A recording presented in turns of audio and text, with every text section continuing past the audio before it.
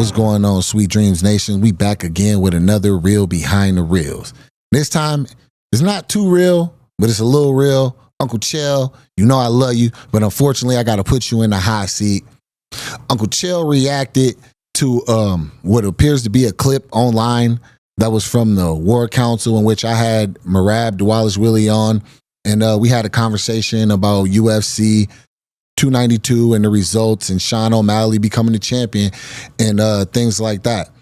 And y'all know I love Uncle Chael, man. He's had good things to say. He was one of the first like big names to actually publicly endorse me when I got to this level. And you know, it's love, but on this one, he kind of said some things that we gotta address, man. We gotta have some clarity. So we're gonna go ahead, we're gonna pull this up real quick and start in from what he said. Now, beginning of this video, he gave the same praises, you know, can't love anything about me more and things like that, you know, and I appreciate that and everything like that. I've watched Chael for years. I think he marketed it well, and I think he's one of the better fighters to ever do it, you know. That being said, we're gonna tap in real quick and get to this video. When Jamahal laid out Cheeto versus Sean, I got the sense that he was speaking from a standpoint that Sean was not going after the hardest opponents. He was going at the guy that he has the storyline with. In fact, that exact word was used, the storyline. And Sean's a star. And Sean's going to start making a lot of money. And Sean is recognized. And Sean is a main event. And Sean's now in on participation. I mean, anything that you ever dreamed of, Sean has.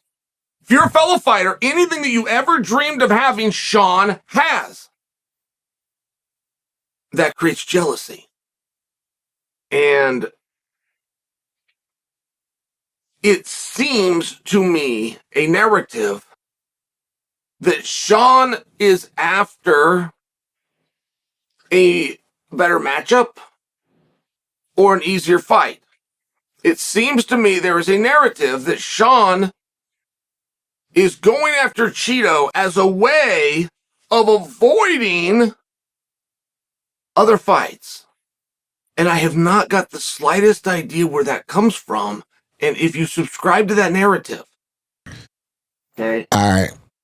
Now, right off the bat, now, he said from the beginning of this video that this was his interpretation and this is his opinion about what he saw and what he heard. Now, firstly, when I addressed the Cheeto Vera fight, I addressed it right away that I understand. I understand that he wants that back. I said it was going to be a money fight. Anybody who has the clip it's out on my social media platforms. It's on the War Council episode is out on this YouTube channel now. I said what I said. I said that he was fighting Cheeto. It's a good money fight. And yes, there's a storyline there. Now, for him to go on to say Sean's famous, he's recognizable, all these things that we all know, and to say that there's jealousy or that like hate, as in insinuating to me, that insinuates that I would be hating on Sean, which to me is completely asinine for the simple fact of me and Sean are cool, bro. I've been to Sean's house. If you go on Sean's social media right now, we can pull it up on the social media right now.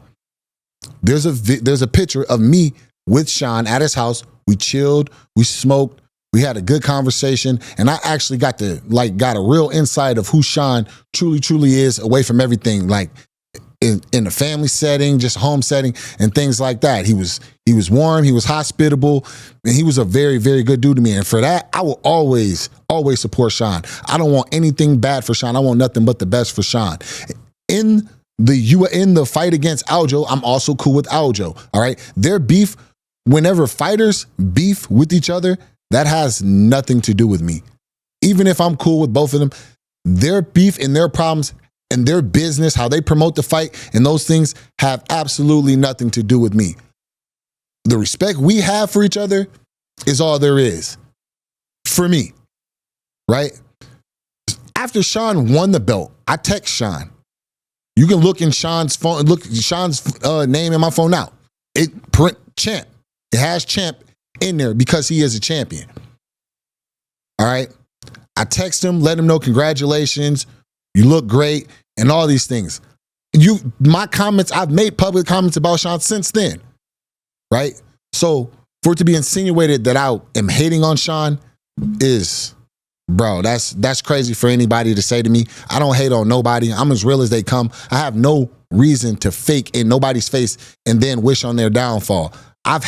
Went through my trials and my triumph. From where I am now, I am leaps and bounds. I am very blessed to be where I am, and I'm thankful for that. So I have no time to look and watch what the next person, you know what I mean, or hate on what the next person has going on.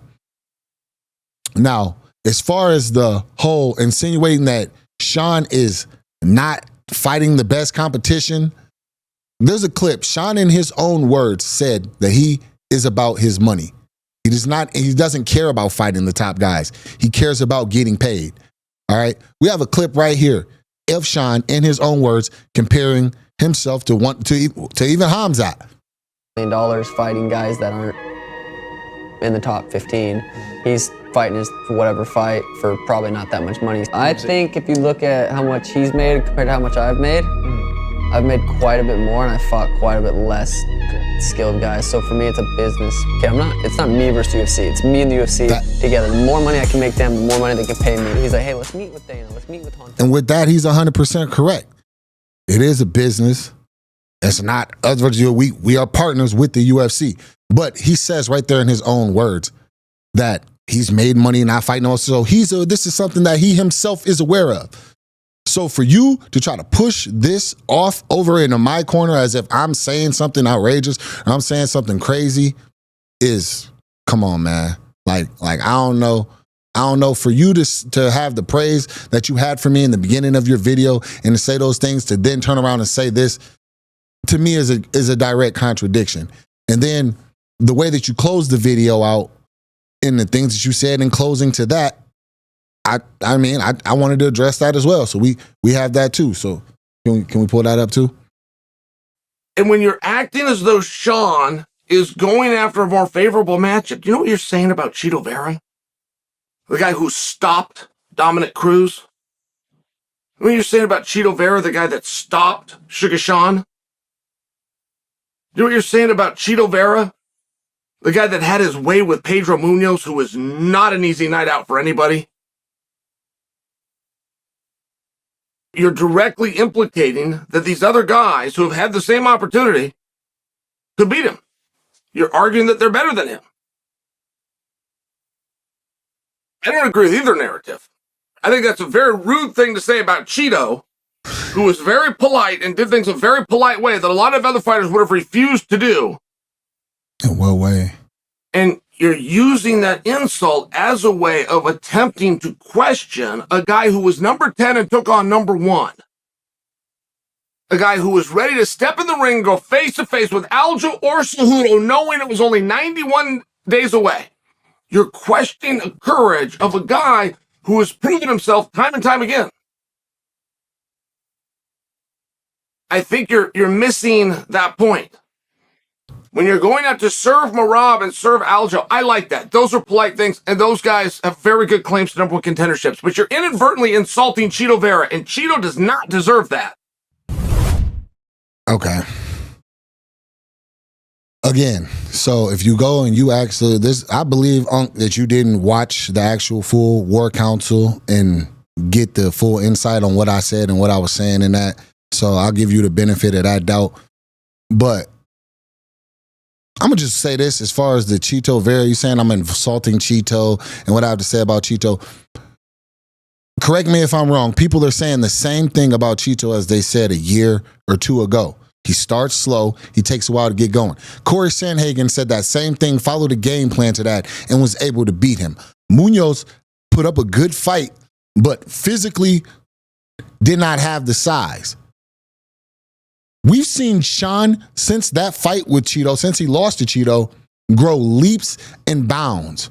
We've seen him show what he can do at the top of the division, fighting the last 2 champions.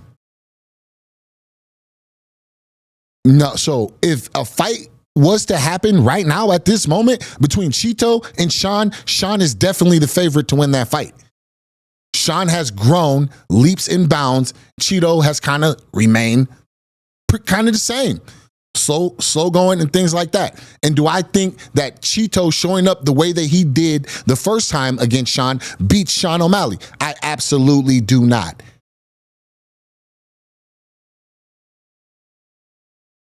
And that's what I believe. And for you to say, I'm taking a shot at him by serving Merab, trying to serve Merab, I never said Sean was scared to fight anybody. I never said Sean was ducking anybody or any of those things. The only time that was maybe even insinuated was Merab, and he's trying to get a fight with him. He's the champion of his division. Uncle Chael, you in a powerful position. You one of the OGs of the game. You one of the OGs of the sport, and I do respect you, and it's all love and things like that. But this one, you completely got it wrong.